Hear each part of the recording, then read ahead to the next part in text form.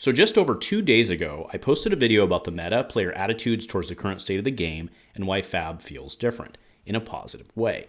As part of that video, I asked, as I often do, for you to let me know what you think and if you agreed or if you didn't.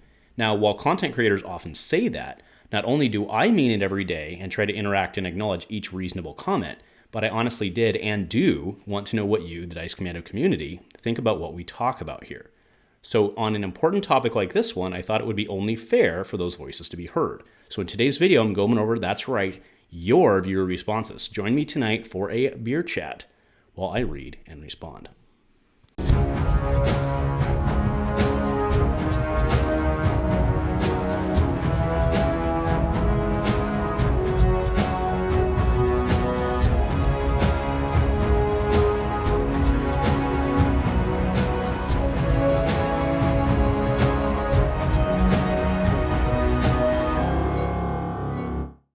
A huge shout out to our channel members for supporting what we do here. If you want to get involved with the channel and the Dice Commando community, please consider joining as a channel member. Remember, these videos are only possible with your support. You can show that support with a like, a subscribe, and by leaving us a comment and sharing your feedback. Community first, and go Commando. Hey there, Flesh and Blood folks. Welcome back to Dice Commando and Go Again, a fabulous cast. Thanks for checking in tonight where the video's topic is you. That's right. Now, like I said in the intro, I thought it would only be fair. I thought we had a really great discussion. I thought there was some really good discussion. Most of it was very, very tame. I think there was only one that got auto-scrubbed by the YouTubes for some stuff. But, you know, that happens. And the video really did have pretty positive response. At the time I'm doing this, it's been about 48 hours since post. It's been pretty positive feedback, pretty good engagement, and pretty positive engagement on that, even for people who disagreed. So it really shows, I think it shows a lot of the maturity of the majority of the people who joined this little community. So thank you. Now, before we get into it, I do want to remind you guys, as you well know, that we are sponsored by FabDB. This show is sponsored by FabDB. Thank you guys for continuing to do that. They are the best resource for all of us Flesh and Blood players on the web. I was over there today at lunchtime making a couple decks, trying to figure some stuff out and how to survive against those Runeblades. So head on over to FabDB. If you're over there and you want some additional features to unlock, consider upgrading your account. Give that a check out, and thank you to our friends at FabDB. All right, so tonight, like I said, beer chat, and oh my goodness, going through viewer comments. We're going to need a beer. No, seriously, I was really impressed with how everything went. So what I did is I went through and I snapshotted the comments, all of the comments that are there as of obviously the time that I'm doing this, because I can't go forward and or backward in time yet. Although sometimes you have too many of these, you can time travel forward. No, I'm kidding. That's a blackout joke, ladies and gentlemen. All right, so seriously, let's get into this. Now, like I said, I captured them all and I randomized them with one exception. John Henson, I put his first. I felt that was only fair since his comment was actually the one that inspired the video. So I figured we'd throw him up first, because why? I mean, because he deserved it, right? He inspired the first video. So, all right, without further ado, all right, John Henson. So I'm going to do my best to read these. Some of them are somewhat long, so I'm going to, paraphrase, skip around, but I want to make sure I get the gist of it. So there will be a fair amount of reading. All right, great chat even without your beer. Got one now. I agree with so many comments here in addition to a lot of the points in your video. Like many others here, Fab drew us in with an idea that your chosen classes will never rotate or be unplayable. That is still an unbelievably great premise for a TCG in a world where standard formats basically try to make money. It is totally acceptable for us, the players, spectators, and customers, to hope for more while supporting a newer game. And then a really good point here, in fact, if we didn't hope for more from Fab, we wouldn't be here. Starvo will be living legend soon enough, I think, and we'll see how that system works and players respond to it, giving us a better feel for the future of the game. I'm assuming there will not be any major changes to Starvo and his pool April 5th. Interesting discussion. Actually, I was thinking about shooting a video about that as well, but we can talk about it here. One of the other things that gives me hope is the soonest Starvo can Living Legend out will be the next set, which will bring us 3 to 4. Can I hope for more? New heroes to produce a ton of new excitement, gameplay, and a new meta outlook. So, again, thanks for inspiring the discussion. I think this is a pretty reasonable thing. Actually, I want to go ahead and touch on your April 5th thing. So, I was thinking about that today on my run.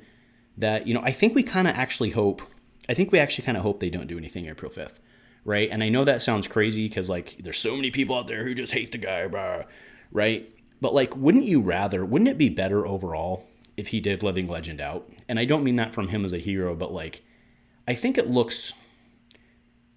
Like, think about it this way. If they make something April 5th that changes it and he's no longer the best, that's the third time they've done a quote-unquote diving catch to prevent their newest from leveling up, right? Go into God mode. So I do think I think that by and large as a community, whether you hate him, whether you love him, I think by and large you don't want to keep seeing it get changed right before they go onto the wire, right? And granted, Chane and Briar are nowhere near the same points, but they could have been, right? So this concept of making these diving catches to prevent Living Legend, and again, I completely acknowledge that the concept of Living Legend was not intended to be a balancing mechanic. But what I think they really meant by that was we're not going to wait for Living Legend to balance. We will balance before that, right? I mean, that's what they've shown. So anyway, I do think we need to hope there's not significant changes that impact Starvo on April 5th. So hopefully that's what you were going for. That's where my head went on your comment. So anyway, thank you, John. All right, next is Carnival Hawk.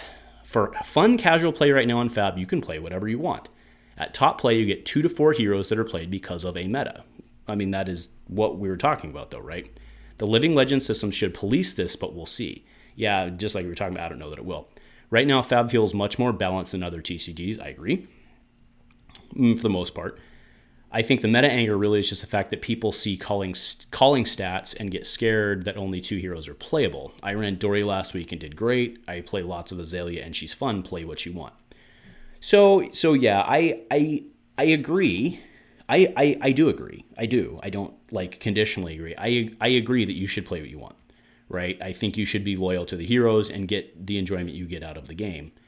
I think though that some metas, and by metas, right? Remember, meta means there's the global meta, there's the regional meta, there's the local meta, there's your kitchen table meta, right?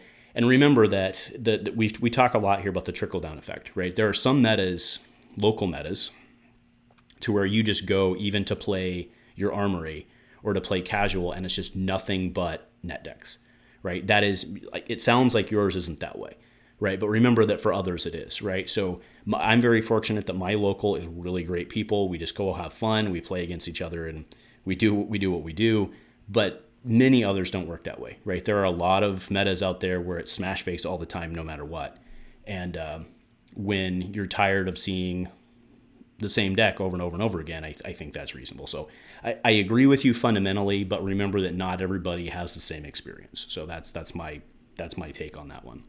So Cody Davis, I think the problem I have with the game is that we see decks that are in the lower tier, and when a new subset comes out and those lower tier decks don't get powerful cards, they'll boost them. Cheers. Ranger, Azalea mostly, look what they got in Everfest. They got Tri-Shot. I mean, Ranger got okay compared to some of the others, but yeah, so Tri-Shot, Battering Bolt, R-Spoiler, Dreadbore. Yeah, Dreadbore's been pretty disappointing. I have to argue that. Rain Razors is fantastic. Then they got Fatigue Shot, pretty great, and then the red is everyday. Yeah, but the 4 Majestics, only 1 is a must. Then you look at Runeblade. Yeah, no, I mean, excellent point. I kind of ranted on that a little bit at the end. There's no question that what we would have considered going in. I mean, now to be fair, kind of, it's kind of, well, I mean, it's being fair, but it's being fair both ways. They didn't know what was going to be the top before, because the Everfest was likely at the printers well before they knew what the meta looked like. That said, they should have known what the meta was going to look like, right? I mean, like, there's a lot of those. I'm giving them the benefit of the doubt, but I'm also saying, hey, look, there's a lot of the stuff like Swarming Gloomveil, and I mean, Swarming's maybe fine, but like Revel and Runeblood, like that kind of stuff, and like some of those Illusionist cards, you look at those and like, those are just obviously like no brain good. Like, remember when back before spoiler season started, and we're like, yep, I'm really scared to see how many new auras Prism gets, and then she gets like 400 of them. So I hear you, bro.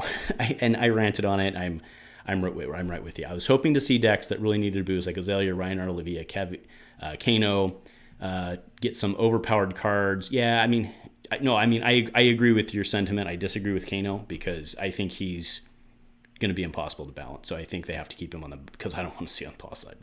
But either way, so thank you, Cody, for your feedback as well.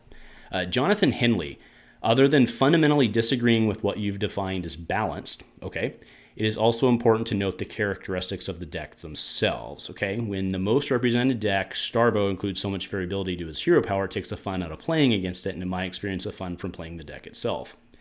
In my opinion, it's the same as if Kayo were to be a tier 1 Blitz deck. I agree. I don't think it's quite as bad, but I think your fundamental argument holds for sure. When your decisions as a Starvo player, as a non-Starvo player, almost inconsequential because your opponent just does every turn, it makes the game feel miserable. Not saying that proper playing is a non-factor, but in competitive play, you should assume that your opponent is of equal skill unless you know otherwise. And if you are of equal skill and are unlikely to play your way out of a high roll. Yeah. I think that sums up, I mean, I think Jonathan, I think you just summed up basically the Starvo complaint very well. We're supposed to be playing a big brain game, and it kind of feels like Bravo Crush, right? So, or actually, kind of miss Bravo Crush. So, no, thank you, Jonathan. I think you have an excellent point there. As far as the meta thing, it's not. I actually commented to you as well in the comments. I don't disagree that it should be better, and I think that was the point of the cast. Is like we should expect more than 2 to 3, but if you look at all the TCGs, that's just the way it is. So hopefully, I only took a couple dislikes. Hopefully you weren't one of them. But if so, that's fair. But thank you very much for your feedback as well. All right, Dozer, good to see you back, man. I know you're kind of on the sidelines from time to time, but glad to see you around. All right, so I'm going to paraphrase here because there's a lot here, but he says, I largely agree. When I got into Fab, I did so with the understanding it was an eternal format, hero-centric game. I found a resonant choice in Prism. At the time, she was decent but not dominant. Over time, I pioneered a powerful strategy and found success with her in the Chane meta, which while he goes on to talk about the Chane meta, I did, however, not join this game to be a competitor. I joined because it's skill-intensive, beautiful, and rewarding game. Completely agree. Well, the current meta is dominated by 3 classes who operate on axis that most decks cannot adequately answer. Completely agree with that statement. The game is still largely skill-based. However, this is where the sourness comes from.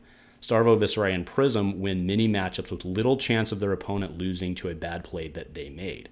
If Starvo trifuses enough, he'll win. If Prism can turbo out enough auras, she wins. If Viserai does 40 damage turn 3 or whatever, be a Skeleton combo play, very few decks have the tools to prevent that insane damage, compared to a player losing to some of the others who are good about playing a win-con second cycle. Current face-up information decks, it's simply, yep. So, Dozer, I think you nailed it, my man. I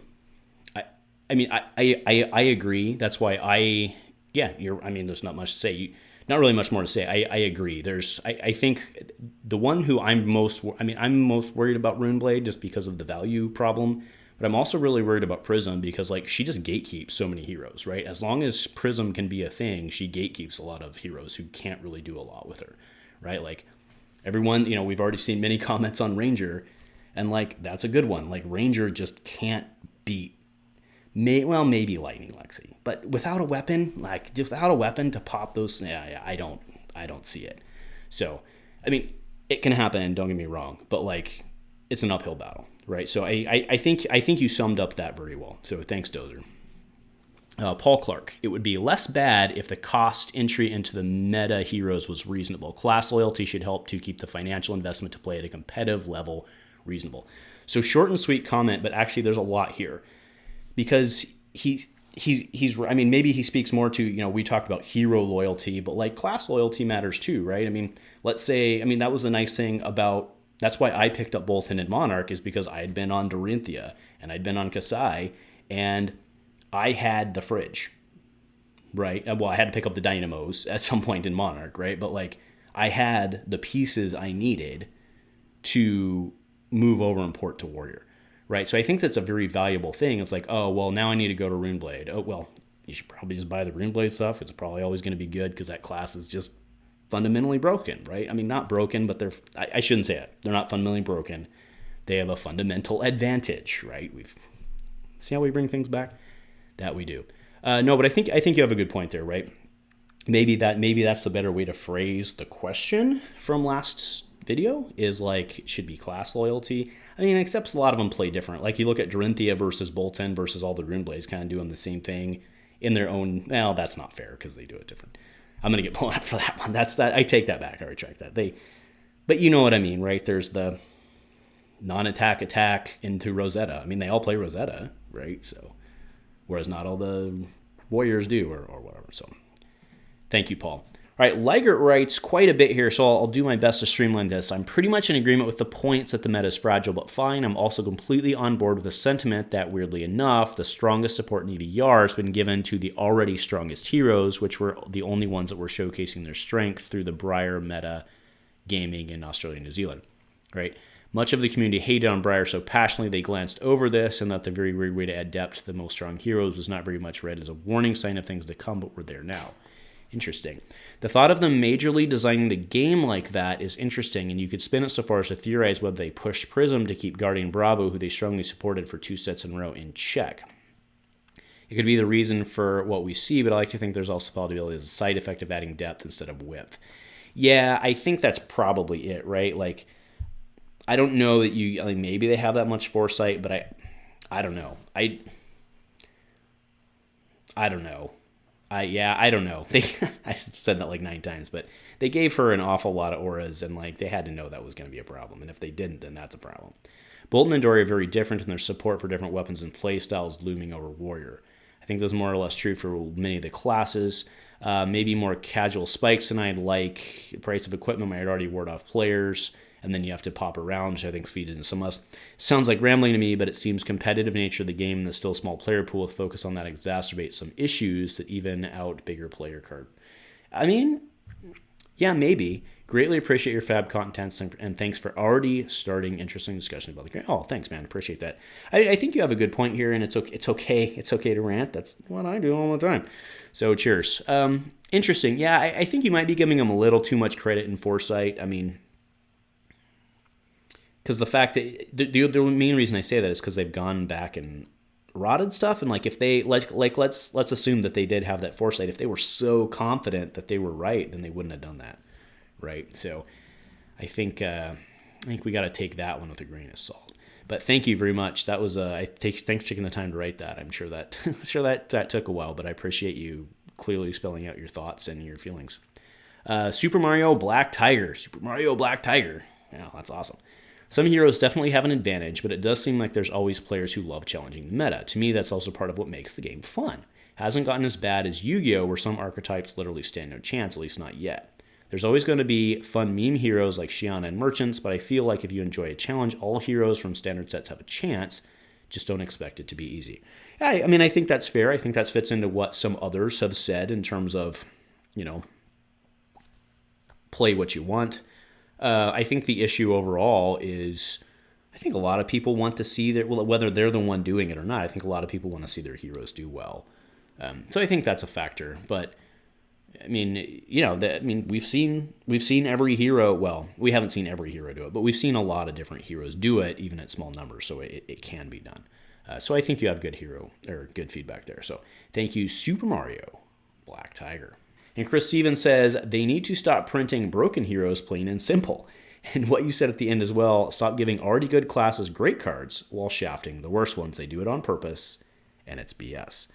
I don't want to sound like I'm pandering here, but I don't think they're doing it on purpose. Like, I think they want their game to be great. I think that they are too caught up in their theme design. Like, I think they're too caught up in their theme. I think Bravo, I'm not really sure what they thought was going to happen there. Because that one, like, when you see it on paper, you're like, huh. But I hear you, bro. I hear you. I just want to make... Because if we have no trust in them, then why are we here, right? So we have to acknowledge that they're making mistakes, but I think we have to have faith that they're not trying to break the system. I think we just have to have faith, right? So thank you, Chris. I think it's fair feedback. Like I said, it's understandable that people are upset, but if we're still here and we're still going to engage, I think we have to have faith and try to find the positive. Sulamite. Personally, I don't mind Starvo, but Runeblades and their low-cost zero combo cards, Split Arcane and Physical Damage and Rosetta Thorn, I find them extremely frustrating to play into. Dude, you and me both. Preach, brother. Preach, brother. Thank you, sir. All right. Lutawful. I think you're right. It's a bit of a we hope for more, and we hoped LSS learned their lessons with the previous set. Also, hero loyalty plays a huge role in this game. It reminds me of StarCraft, with how loyal people were to their races even between the two games. Plus, to play a new hero in this game, you have to shell out a couple $100. Oh, so that hits back to the previous, which is a huge barrier. As for the meta, I think you're right. It becomes a Runeblade meta with Prism keeping some heroes down if she stays relevant. And my rant at the end against the good heroes getting stuff and the rest not, is justified. Revel is a bonkers card. Love it, man. Retrofraction, that's an awesome name. The problem is that they ignore bottom tier completely with new releases. I mean, I don't know that that's fair. They just did for sure in Everfest, right? I mean, and so far, because yeah, I don't think we can say that with certainty. It's just that they did in Everfest, right? I'm just trying to be fair on both sides. I agree with the sentiment, but in practicality, if you look at Crucible of War, everybody got decent support in Crucible of War. The other sets have been class specific-ish, right? And then this one, I think Everfest didn't do great. Azalea main's been waiting for their chance in the sun, and LSS has pretty much done nothing to fix your good cards except ban on an OTK string. Azalea has been bottom bracket since Arc. If they want people to think LSS takes the meta seriously, they need to adjust the bottom and not just ban top cards. Yeah, I mean, I don't think they're gonna. Maybe I'm misunderstanding what you're saying. I don't think they're gonna errata cards to make them better. Like, I don't think you would do that. That's pretty dangerous to do as a card game anyway. But you would hope they get support. And again, for all my Ranger guys out there, I think I don't think Ranger can do what it needs to do without a weapon. Like, I just don't, right? I think the class has a fundamental design problem. Just like Runeblade's fundamentally designed to be strong, I think Ranger's fundamentally designed to have some weaknesses. But Lexi could make up for a lot of that. So, all right, Button Zach Ward. Oh man, long time sub. Andrew, this is a great discussion. See, I knew I liked you. All right, I myself have taken a break. I'm currently a Rhinar player and always have been. I rarely play anything else, and that's just because nothing else hits me like Rhinar does. Some players prefer a certain type of hero, and it speaks to them. If new heroes don't speak to casual, non-competitive players, they won't pick up new product, which in turn doesn't get them involved in any new stuff. It may also frustrate them that new sets come out and I don't get anything new to play because you want to stick with a hero that speaks to you. I really don't think there's a clear solution, but like I said, awesome topic. Yeah, I mean, I think you're right.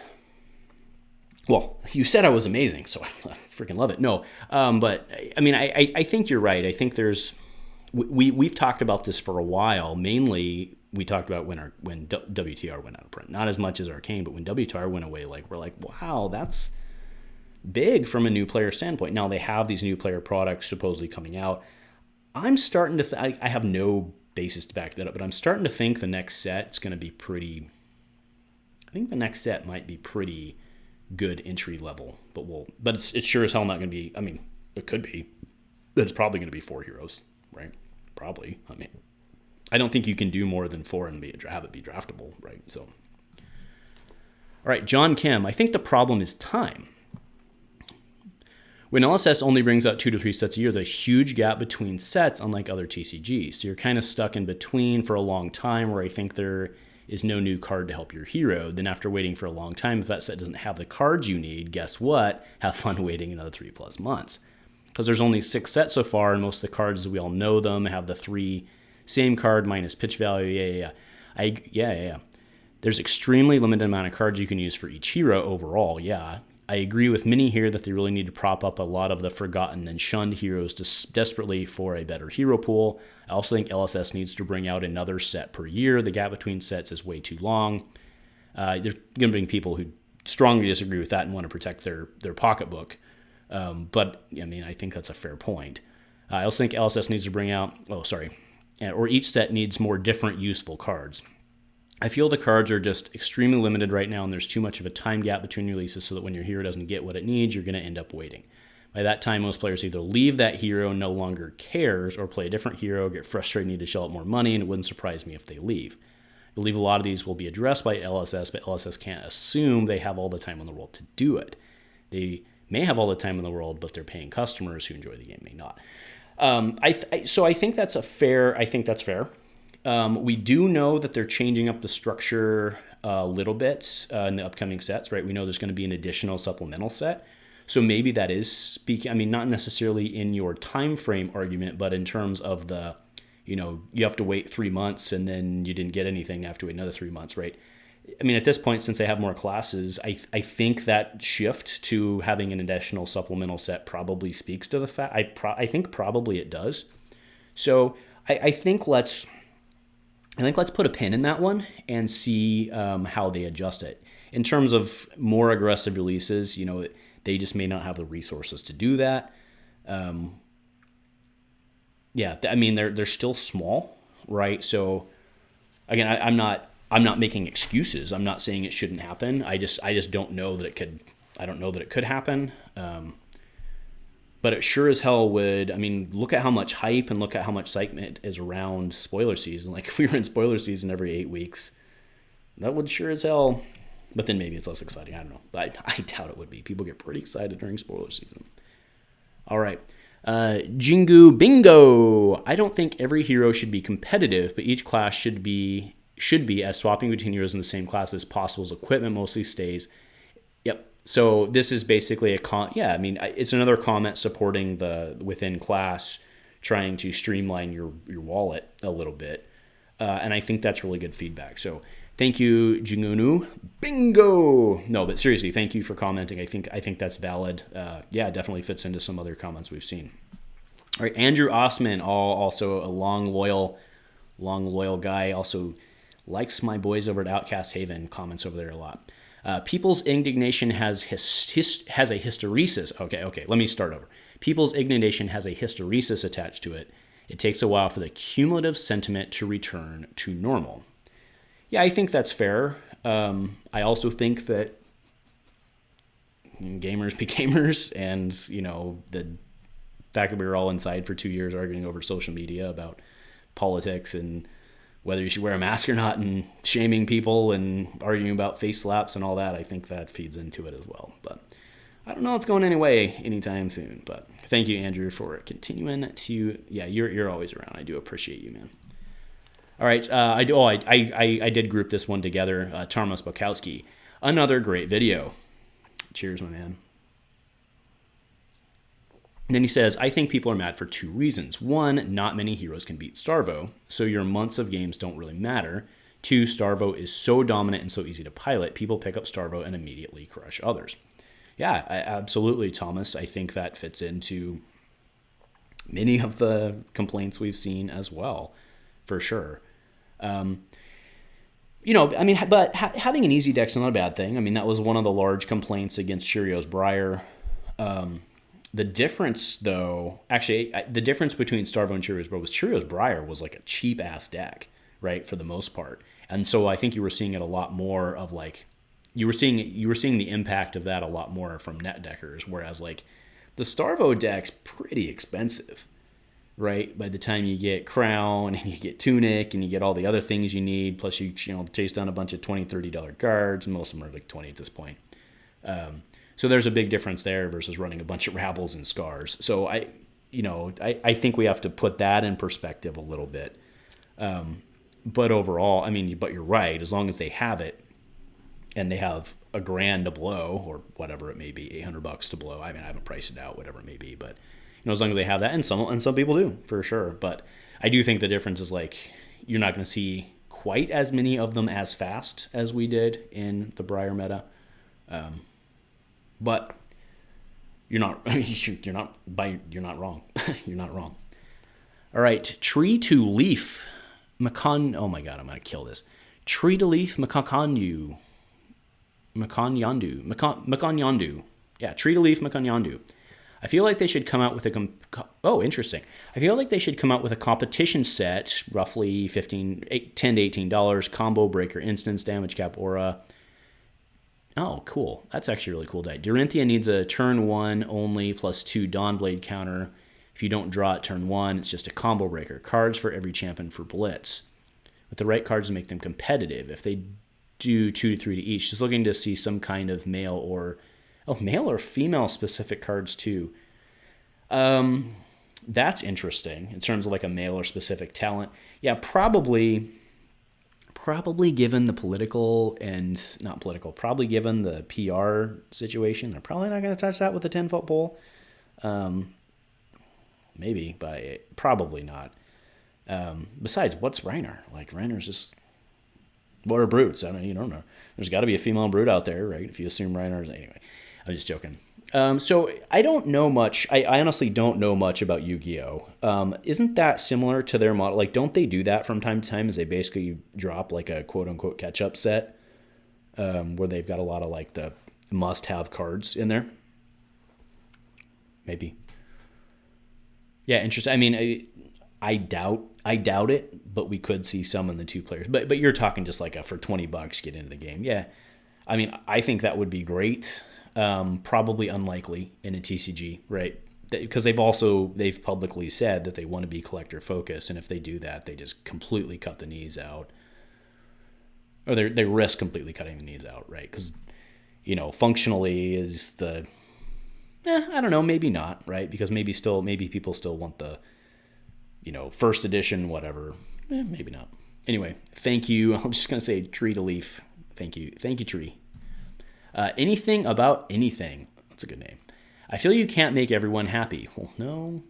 Everyone is hoping for more. Everyone wants everything buffed, nothing broken, etc., and that's honestly mostly up to the players. No. Some people intentionally try to break games. Meta are a thing in every game. First Chane, then Briar, now Starvo. It'll never end.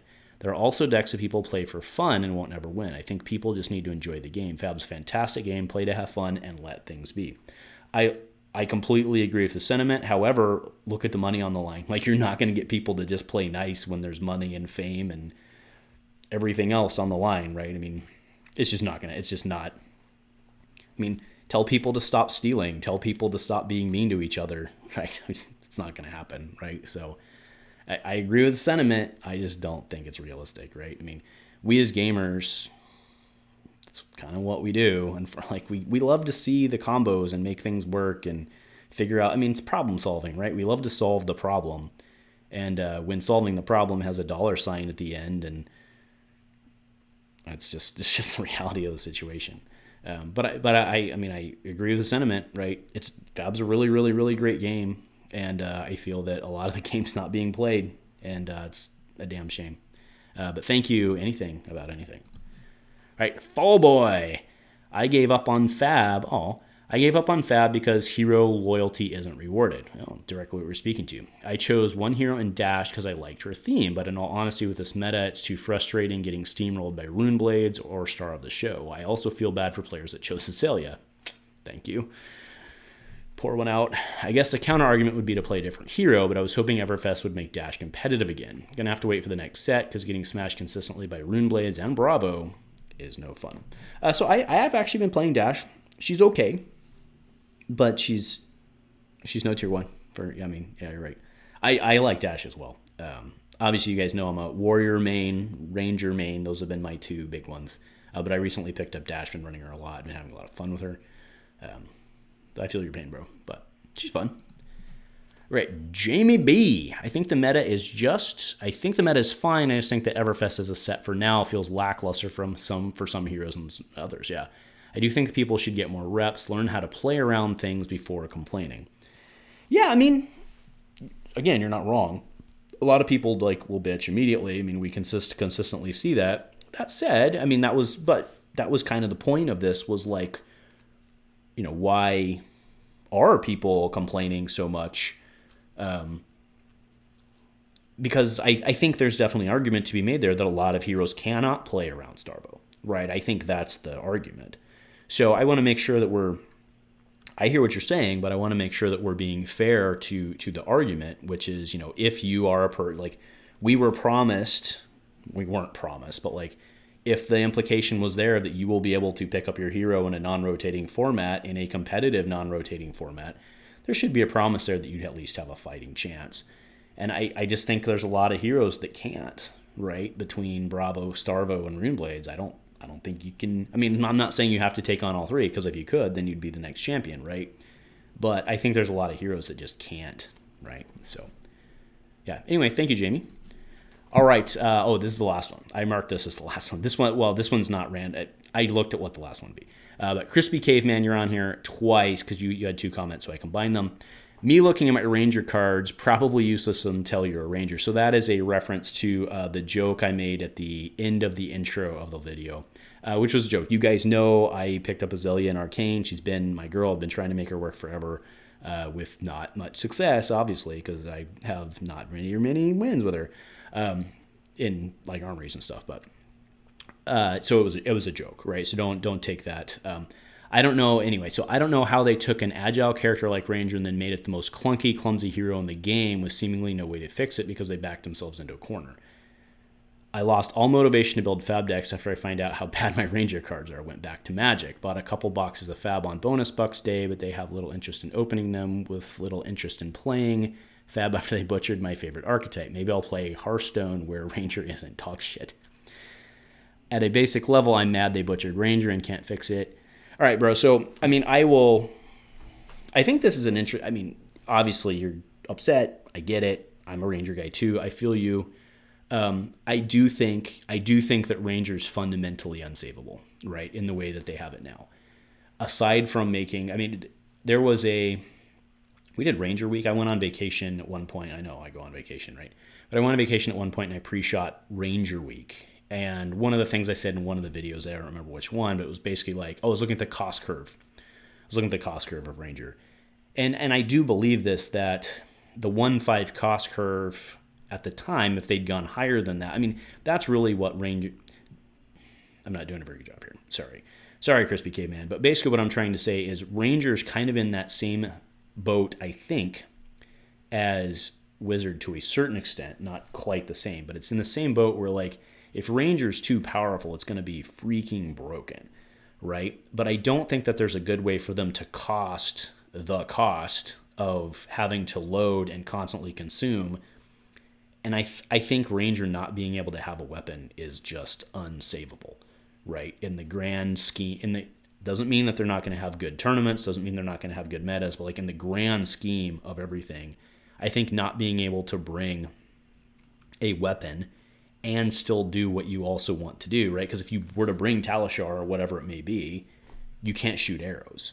And then why in the hell play Ranger? You know what I mean?